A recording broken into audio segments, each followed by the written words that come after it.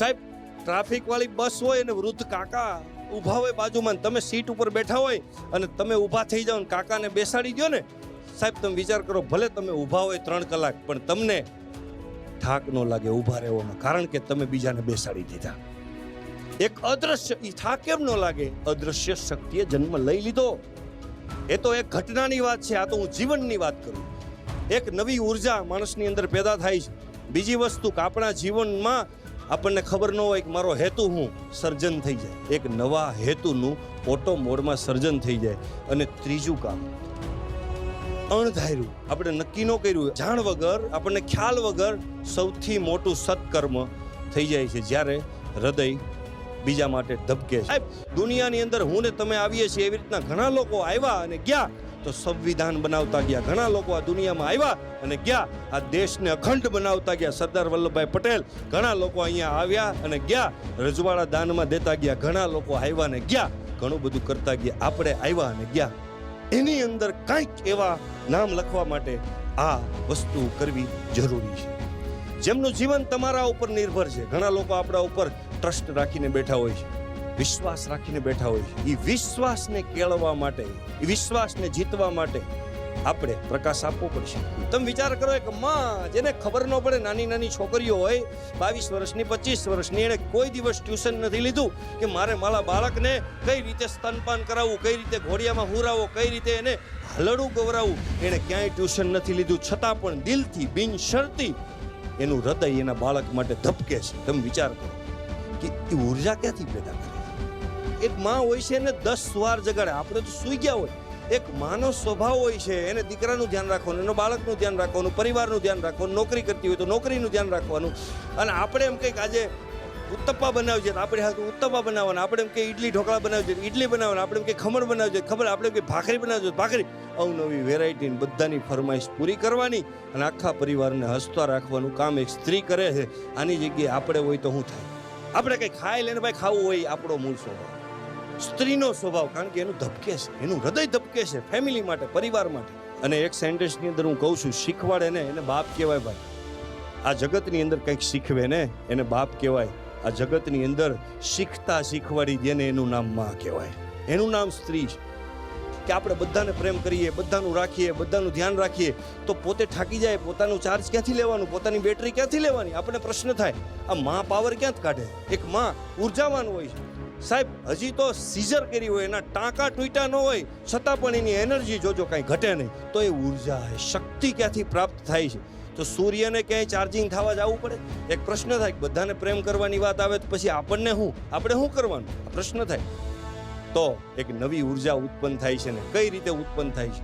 સૂર્યની જેમ આપણે ચાર્જ કેમ થવું?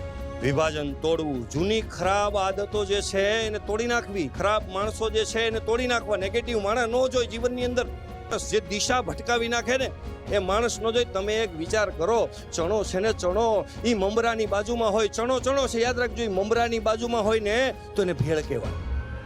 અને એનો એ ચણો ઉપાડી અને દારૂની બાજુમાં મૂકવાનો, એને ચખણું કહેવાય. ચણો છે ભાઈ, સ્થાન ફરે ને એટલે એનું નામ ને વેલ્યુ ફરી જાય. આપણે ગમે એવા ટેલેન્ટેડ હોય, કોની આજુબાજુમાં થઈએ ને ત્યાંથી આપણું સ્થાન ને વેલ્યુ નક્કી થાય છે. એટલે ગમે એવા પાવરફુલ હોય, નબળો માણા ન જોઈ જીવનમાં. અરે ભૂખે મરી જવું પડે, મંજૂર છે ભલા માણસ, નબળો માણસ. કારણ કે આપણા ખોપરાની અંદર ક્યારે સર્કિટ ફિટ કરીને નીકળી જાય ખબર નહીં પડે. એટલા માટે જૂની આદતો અને આપણી જૂની માનસિકતા એને તોડવી અને નવી માનસિકતા, આજે જે નવી માનસિકતા સેટ થવા જઈ રહી એને કેળવવાની. અને સંયોજન, તોડવું અને જોડવું, આપણી અંદર રહેલા સદગુણોનું સંયોજન કરવું. 2 પ્રક્રિયા આપણા જીવનની અંદર પાવર પેદા કરે છે. એનું એક ઉદાહરણ આપણે હજી જોઈએ.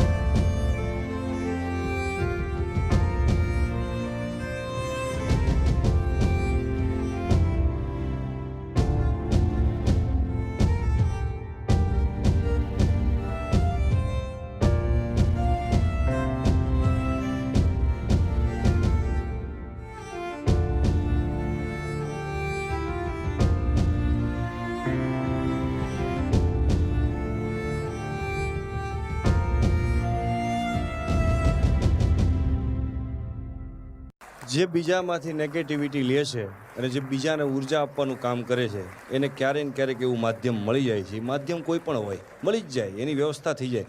ઘણીવાર મેં તમને કીધું કે આપણે સૂર્ય હોય અને ઘણીવાર બીજાના સૂર્યના આપણે એક ભાગ, સૌરમંડળના એક ભાગ હોય. અને આના માટે સમજવા માટે એક ઓર એક્ઝામ્પલ મારે તમારી સામે મૂકવું છે, એટલે તમને ખ્યાલ આવે, સમજાવવામાં હું મદદરૂપ થઈ શકું.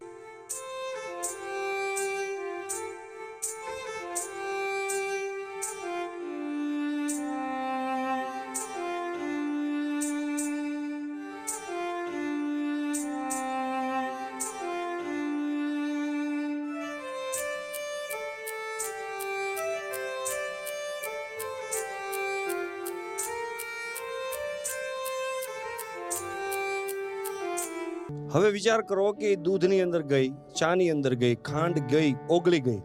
ઓગળીને પોતાની ઓળખ તો એને ગુમાવી, પછી એને કોણ ઓળખશે?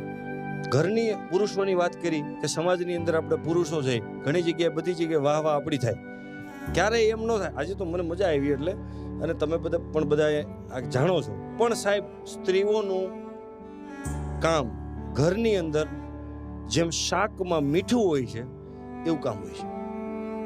સબ્જી આપણી સામે આવે ને એટલે આપણે વખાણ કરીએ, વાહ સબ્જી, વાહ ઊંધિયું, વાહ, કઈ ઘટે નહીં. પણ અંદરથી મીઠું બોલે ને તો એમ કે હું નીકળી જાઉં એટલે એનો સ્વાદ નીકળી જાય. મીઠા જેવું કામ પરિવારની અંદર સ્ત્રીઓ કરે છે, મીઠાશ આપવાનું કામ. હવે ચાની વાત કરીએ આપણે. પાડો તો એક હારે પાડો.